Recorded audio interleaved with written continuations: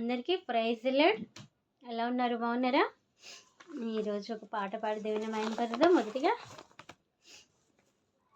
నేను కూడా ఉన్నానయ్యా, నన్ను వాడుకో యేసయ్యా.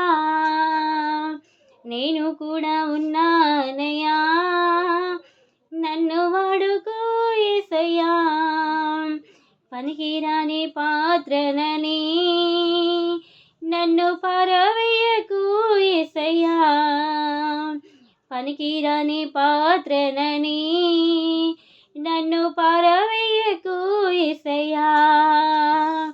నేను కూడా ఉన్నానయ్యా, నన్ను వాడుకో యేసయ్యా. జ్ఞానమేమీ లేదు గాని నీ సేవ చేయ ఆశ ఉన్నది. జ్ఞానమేమీ లేదు గాని నీ సేవ చేయ ఆశ ఉన్నది. నీవే నా జ్ఞానమని నీ సేవ చేయ వచ్చిననయ్యా. నేను కూడా ఉన్నానయ్యా, నన్ను వాడుకో యేసయ్యా. ఘనతలొద్దు, మెప్పులొద్దు, ధనము నాకు వద్దే వద్దు. ఘనతలొద్దు, మెప్పులొద్దు, ధనము నాకు వద్దే వద్దు. నీవే నాకుంటే చాలు, నీవే నాకుంటే చాలు. జ్ఞానమేమీ లేదు గాని నీ సేవ చేయ ఆశ ఉన్నది. జ్ఞానమేమీ లేదు గాని నీ సేవ చేయ ఆశ ఉన్నది. నేను కూడా ఉన్నానయ్యా, నన్ను వాడుకో యేసయ్యా. నేను కూడా ఉన్నానయ్యా, నన్ను వాడుకో యేసయ్యా. పనికిరాని పాత్రనని నన్ను పారవేయకు యేసయ్యా. పనికిరాని పాత్రనని నన్ను పారవేయకు యేసయ్యా. నేను కూడా ఉన్నానయ్యా, నన్ను వాడుకో యేసయ్యా. Praise the lord. మనం ఏంటంటే పనికిరాని వారమైనప్పటికీ కూడా దేవుడు ఎవరు మనల్ని వాడుకుంటాడంట. వాడుకోవడం కదా. జ్ఞానం అవసరంలే, దేవుని యొక్క వాకును ప్రకటిస్తే చాలు కదా. మనకి తెలిసిన దాంట్లో దేవుని యొక్క సువార్త చేయడంలో ముందుకు పరిగెత్తాలి కదా. మనము అంత దినాల్లో ఉన్నామా లేదా? ఇవన్నీ జరుగుతున్నాయి కదా. తండ్రులు అంటే పిల్లలకి ప్రేమ లేకుండా అయిపోతుంది కదా. భార్య అంటే భర్తకి ప్రేమ లేకుండా అయిపోతుంది కదా. ఇవన్నీ ఎందుకు జరుగుతున్నాయి అని అంటే దేవుని యొక్క రాకడకి సూచన. అయితే మనం ఏం చేయాలి? సిద్ధపడి ఉండాలి. సిద్ధపడి నిత్యము మెలకుగా ఉండి ప్రార్థన చేయాలి. ప్రార్థన చేద్దామా? చేయగలగాలి, ప్రార్థన చేయాలి కదా. ఇవన్నీ జరుగుతున్నాయి అని అంటే వీటికి సూచన. దేవుని యొక్క రాకడకి కొద్ది రోజులు మాత్రమే ఉన్నది కదా. మనము సిద్ధపడి ఉండడానికి ఇవన్నీ కదా. ఎవరికి ఒకరికి ప్రేమ లేకుండా అయిపోతుంది. ప్రేమనే లేదు అసలుకి కదా. మనము ప్రేమ కలిగి ఉండాలి. ప్రేమ కలిగి ఉన్నప్పుడే మనకి ఇవన్నీ జరుగుతాయి కదా. మేలు వెనుక కీడు ఉంటుంది, కీడు వెనుక మేలు ఉంటుంది. ఏదో ఒక కీడు జరిగిందనుకో దాని వెనకాల ఏదో ఒక మేలు ఉంటుందని మనము అనుకునే వారిగా ఉండాలి. కావునంటే కాదంట, మనం ప్రతి నిత్యము శోధనలోనే ప్రవేశించుకుంటూ వెళ్తున్నాం. ఈ శోధన నాకు వచ్చింది నేను ఎందుకు అని అనుకుంటే కాదు. శోధనలో మనము ప్రవేశించినప్పుడే మనము ధన్యులం. అవునే కదా. సరే, యోహాను సువార్త చదువుదాము. యోహాను సువార్త మొదటి రాసినటువంటి పత్రిక 1వ అధ్యాయం నుండి చదువుదాం. జీవవాక్యంను గూర్చినది ఆది నుండి ఏది వింటుమో కనులారా ఏది చూతుమో ఏది నిదానించి కనుగొంటిమో మా చేతులకు దీనిని తాకి చూచునో అది మీకు తెలియజేయుచున్నాము. ఆ జీవము ప్రత్యక్షమైన తండ్రి యొద్ద నుండి మాకు ప్రత్యక్షమై ఆ నిత్య జీవము మేము చూచి ఆ జీవమును గూర్చిన సాక్ష్యం ఇచ్చుచున్నాము కదా. పూర్వం నుండి ఉందంట కదా. పూర్వం నుండి ఇవన్నీ మనము చూస్తూనే ఉంటాం. కానీ కొన్నిసార్లు మనము తప్పిపోతామా? తప్పిపోతాం. తప్పిపోయే వారిగానే ఉంటాం మనం కదా. మనము తప్పిపోయే వారిగా ఉండొద్దు. తప్పిపోకుండా ఆ నిత్య జీవము కోసము మనము ఎదురు చూసేవారిగా ఉండాలి. ఎదురు చూసేవారిగా ఉందామా? ఉండొద్దా? కదా. శ్రమలు అనేకులకి వస్తుంటాయి కదా. ముఖ్యంగా మనము ప్రార్థన చేయం. ప్రార్థన చేయాలి. ప్రార్థన చేయడం వల్ల అనేక కార్యాలు జరుగుతాయి కదా. నువ్వు ప్రార్థన చేయకపోతే ఏది జరగదు. అడగకపోతే అమ్మైనా అన్నం పెట్టదు కదా. ఆకలి అవుతుంది అని అంటాం కానీ అమ్మ అడిగితే అన్నం పెడుతుంది కదా. అడగముందుకైతే పెడుతుందా? నువ్వు తింటామా అని. అయితే మనం ఏం చేయాలి?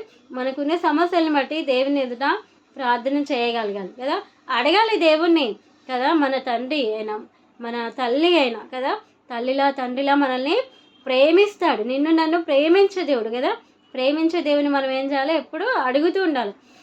మాటి మాటికి అడుగుతుండాలి. మాటి మాటికి అడగడం వల్ల దేవుడు అనుగ్రహిస్తాడు. అనుగ్రహిస్తాడు కదా. ఎంత మొండి వారైనా కానీ ఊకే మాటి మాటికి వచ్చి అడుగుతున్నారు కదా అని దేవుడు కూడా మనల్ని కనికరించేవాడిగా ఉంటాడు. అవునంటే కదంట. అయితే ఆ నిత్య జీవము మేము చూచి ఆ జీవమును మనమును గూర్చిన సాక్ష్యం ఇచ్చు దానిని మీకు తెలియజేయుచున్నాము. మాతో కూడా మీకును సావాసము కలిగినట్లు మేము చూచిన దాని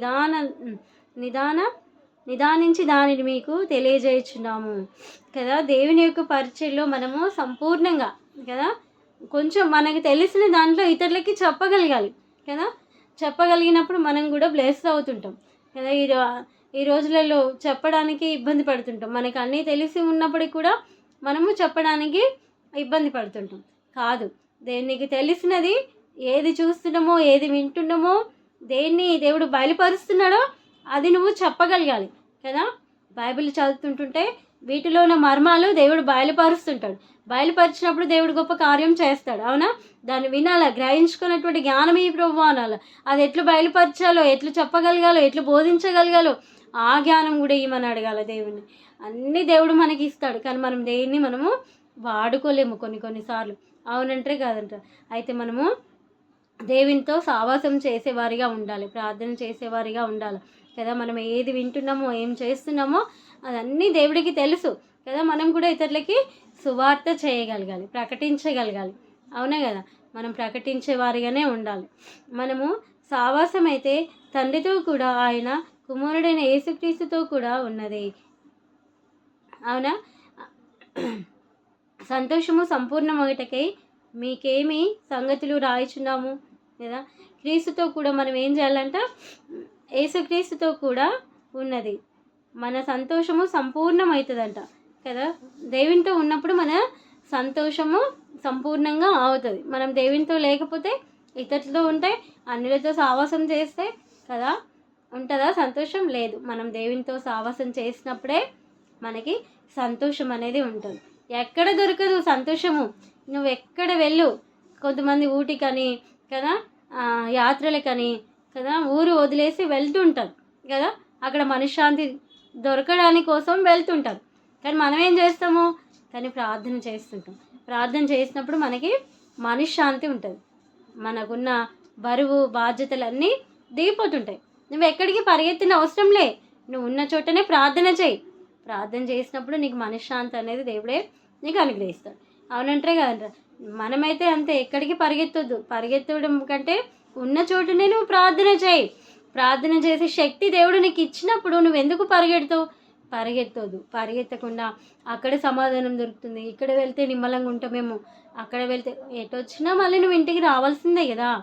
నీ ఇంటికి నువ్వు చేరాల్సిందే. అదే నువ్వు అక్కడిక్కడ పరిగెత్తడం కంటే నువ్వు ఉన్న చోటనే ప్రార్థన చేయి. ప్రార్థనలో అనేకమైనటువంటి శక్తి ఉంటుంది కదా. ఎంతోమంది భక్తులు ఉన్నారు కదా. మోకాళ్ళు అరిగిపోయిన వారు ఉన్నారు.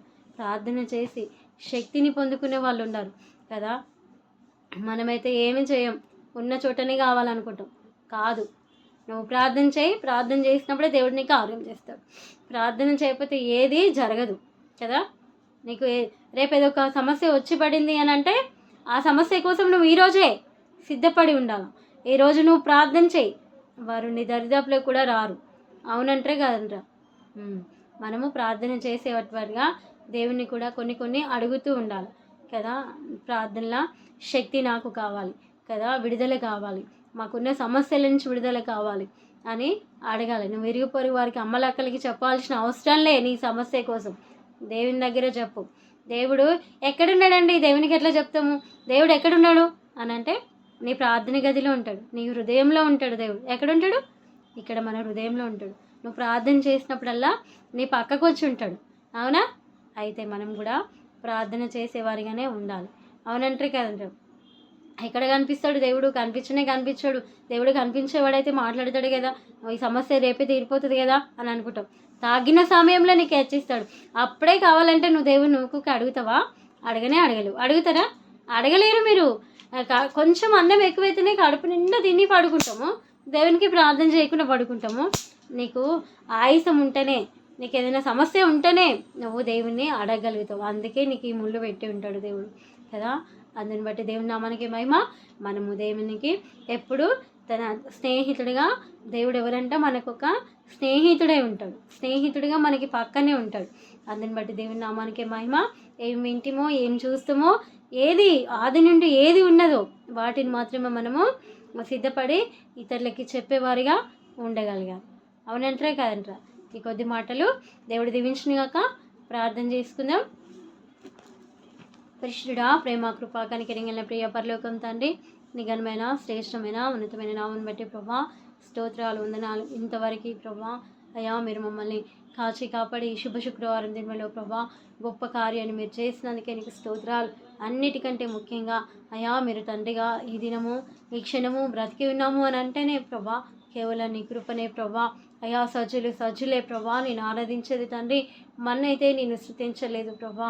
దేవా మమ్మల్ని సజ్జులుగా నిలబెట్టి అయా నిన్ను స్తుతించటకు, నేను ఆరాధించటకు, నేను మహింపరచటకు, ఘనపరచటకు ఇచ్చినటువంటి గొప్ప ధన్యతను బట్టి నీకు స్తోత్రాలు. అయా ముఖ్యంగా ప్రభా ఎవరికి ఏ అవసరతలు ఉన్నాయో, ఎవరికి ఇబ్బందులు ఉన్నాయో, సమస్యలు ఉన్నాయో, అనారోగ్య పరిస్థితి ఉందో, హాస్పిటల్లో ఉన్నారో, ఆయా సమస్యలతో ఉన్నారో, ఆయా చీకటి శక్తులతో బాధపడుతున్నారో, ఆయా అప్పు సమస్యలతో ఉన్నారో, ఎవరికి ప్రభా అయ్యా ఏ సమస్యలతో ఉన్నారో వాటన్నిటిని బట్టి ప్రభా నజరుడైన యేసు నామములో విడుదల ప్రకటిస్తున్న ప్రభా నీకు స్తోత్రాలు. అయ్యా నీకు స్తోత్రాలు. నెల అయ్యా వీసా కోసం ప్రయత్నిస్తున్న వారిని, ఇల్లు లేని వారి కోసమే ప్రభా దేవా నీకు స్తోత్రాలు. ప్రతి ఒక్కొక్కరి కొరికే నేను ప్రార్థిస్తున్నా ప్రభా. ప్రతి ఒక్కరి పట్ల అద్భుతం చేయి తండ్రి, నీకు స్తోత్రాలు. దేవా నీకు వందనాలు. అయ్యా నిన్ను నమ్మిన బిడ్డలు నేను ఎన్నడూ సిగ్గుపరచనేనను ప్రభా. దేవా నీకు స్తోత్రాలు. గొప్ప కార్యాలు బిడ్డల పట్ల జరిగించమని, నీ నామానికి మహిమ తెచ్చుకోమని అయ్యా తండ్రి అబ్బా నీ సన్నిధిలో ప్రార్థిస్తున్నాను. నేను తగ్గించుకుంటూ నీ నామాన్ని హెచ్చింపజేస్తాను. యేసు శక్తి గల నామమున స్తుతించి గణపరిచి అడిగి వేడుకుంటున్నాము తండ్రి. ఆమేన్. Praise the lord.